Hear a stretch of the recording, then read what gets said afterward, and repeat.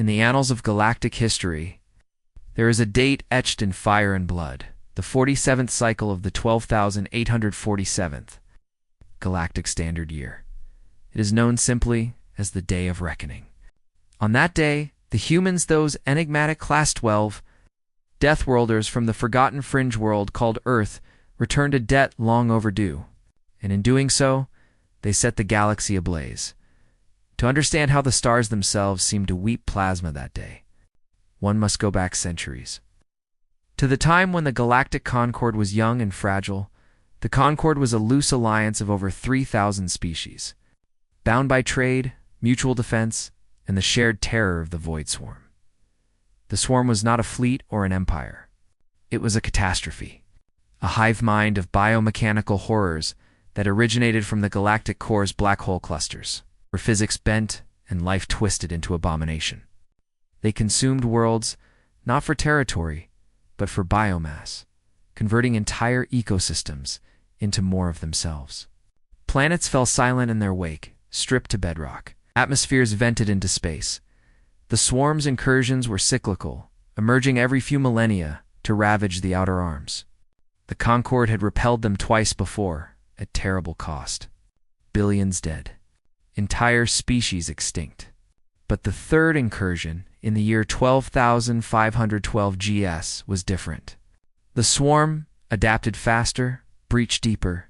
They struck the core worlds. Among the hardest hit were the Lirani, a gentle avian species from the garden world of Lyra, prime fragile bones, iridescent feathers, masters of diplomacy and art. Their worlds were pacifists by creed. They had no military tradition. When the Swarm descended upon Lyra Prime, the Concord's fleets were stretched thin.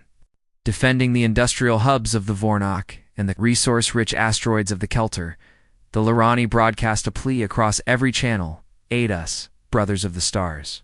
We stand alone against the darkness." Responses came swiftly. The Vornok hegemony, ever pragmatic, replied, "Our shipyards are vital. Lose them, and the Swarm wins forever." The Kelter Collective, "Our mining operations fuel the war machine. We cannot divert." Even the ancient Corvex, wise and long-lived, sent regrets. The balance of power must be maintained. One by one, the Concord turned away. Strategic necessity, they called it. Sacrifice the few for the many. But one response was different. From the newly contacted fringe world, Sol 3 Earth, a terse message arrived via the exploratory probe that had first made contact with humanity only decades prior. "We hear you." Hold on. The humans were newcomers. Discovered by a Cordy survey ship, it's classified immediately as Deathworlders, predators from a gravity well hell where poison was commonplace. Weather killed millions and biology waged eternal war. The galaxy had watched them with wary fascination. Humans integrated slowly, trading raw ingenuity for refined technology. They were peaceful traders, innovative engineers, jovial diplomats. They shared music that moved souls, medicine that cured ancient plagues, stories of endurance that inspired, but they had no grand fleet, no ancient empires. Just a scattered collection of nation-states, finally unifying under the banner of the United Earth Alliance. Yet when the Lirani called, humans answered. The first ships to arrive at Lyra Prime were not sleek Concord cruisers. They were converted freighters, mining vessels retrofitted with crude railguns and nuclear torpedoes. Crewed by volunteers, miners from asteroid belts, farmers from colony worlds, soldiers from Earth's bloody history, they fought like demons. Human marines and improvised. Exosuits boarded Swarm bioships, carving through chitin with plasma cutters and improvised explosives. Pilots rammed infested hulks, detonating reactors to clear paths. On the surface, Lirani survivors told tales of towering figures in armored suits holding lines against tides of scuttling horrors, laughing as they fired. These Deathworlders, a Lirani elder later recounted, they bled and died with us. They shared their last rations, sang songs under besieged skies, and when the Swarm broke through, they stood shoulder to wing. The humans bought time, precious days. Enough for a ragged Concord relief force to arrive and push the Swarm back from Lyra Prime. The planet was saved. Scarred, half its population gone but alive. The debt was incurred that day. Humanity had paid in blood for a people they barely knew. The galaxy noted it. Ambassadors sent thanks. Medals were minted. But debts in politics are fleeting. Years passed. The swarm was repelled again at greater cost. Humanity grew.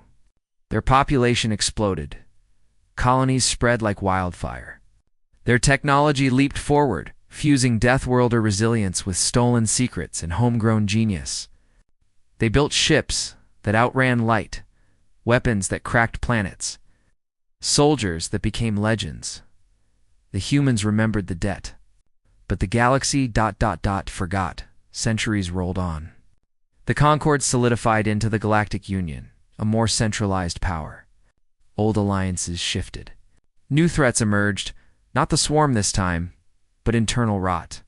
Corruption in the core worlds, slavery in the fringes, piracy tolerated if profitable, and then came the Ignaris Dominion. The Ignaris were arthropod-like, hive-structured, expansionist. From the Perseus arm, they built an empire on conquest and subjugation. They enslaved weaker species, harvested worlds for resources, and challenged the Union's dominance. The Union mobilized. Fleets gathered. But the Ignaris were cunning. They struck first at the soft underbelly, the outer colonies, including the Lirani. Remnant worlds, the Lirani had rebuilt slowly, their population never recovering fully. Pacifists still, they relied on Union protection. When the Ignaris fleet arrived, thousands of dreadnoughts, swarms of fighters, they demanded surrender. The Lirani refused. The bombardment began. Planetary shields flickered and failed. Cities burned from orbit. The Union fleet was days away, bogged down in feints elsewhere. The Lirani broadcast again. Aid us, brothers of the stars. The darkness returns. The responses echoed the past. Vornak, core defenses priority. Kelter, economic stability. Corvex, diplomatic channels first. One by one, the Union turned away. Again, strategic necessity. But this time, humanity was no fringe newcomer. The united Terran Confederacy Earth and her 100 colonies had become a superpower. Their fleets rivaled the Union's. Their economy fueled half the galaxy. Their soldiers were Deathworlders. In the Terran War Council, on the bridge of the flagship TFS Retribution, Admiral Elena Vasquez read the pleas. Beside her, General Marcus Kane, a grizzled veteran of the Swarm Wars, clenched his fists. They forgot, he growled. Again, Vasquez nodded. Then we remind them. The message went out across human channels. The debt is called. What followed was not war. It was reckoning. The human fleet mobilized in hours. Not the polite expeditionary forces they lent to Union causes, the full might. Dreadnoughts like the TFS Everest, planet crackers armed with antimatter lances, carriers birthing swarms of drone fighters, troop transports carrying billions of Marines in cruder than crude, power armor built for Deathworld. Endurance, they jumped straight to the Lirani systems. The Ignaris fleet outnumbered them 10-1. But numbers mean little against Deathworlders. The Battle of Lyra's Veil began with silence. Human ships emerged from warp in perfect formation, shields flaring. Then human railguns fired slugs at relativistic speeds, punching through Ignaris armor like paper.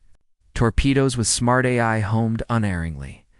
Boarding pods launched, thousands of them crashing into enemy hulls. Inside, Marines stormed corridors. Ignaris warriors, 8 feet tall with chitin blades, charged. Humans met them with Gauss rifles, monomolecular blades, and raw fury. One Marine's helmet cam captured it. Sergeant Aria Thompson, facing a dozen Ignaris drones. She laughed a sound that chilled alien viewers later. Come on, you bugs. I've hunted worse on Australia. She charged. Broke limbs. Shattered carapaces. Her squad followed. Planet-side drop pods rained. Humans established beachheads, pushing back Ignaris ground forces. They fought in toxic atmospheres the Ignaris poisoned, shrugging off gases that would kill softer species.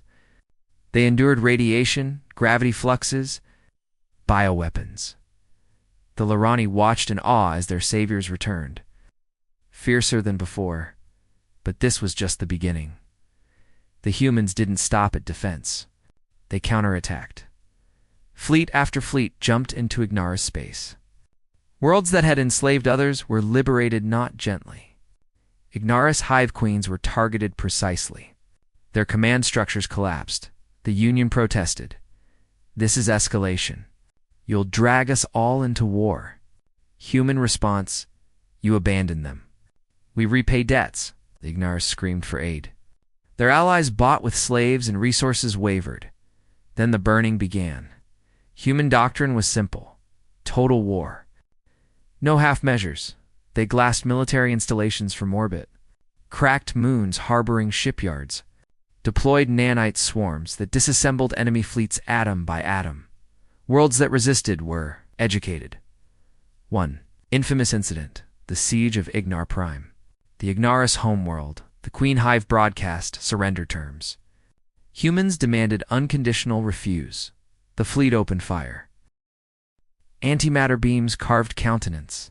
Orbital strikes ignited atmospheres. The planet didn't die quietly and burned. From space, it looked like a second sun. Plasma storms raged for weeks. The galaxy watched in horror. News feeds showed the inferno. Alien commentators whispered, "The Deathworlders have awakened." Billions of Ignaris perished. Not genocide, the hives evacuated civilians where possible, but the military caste was eradicated. The Dominion shattered. Remnant fleets fled or surrendered. The war lasted months. Human losses were heavy, millions dead, but their endurance was legendary. Wounded soldiers fought on. Ships limped back, repaired in days.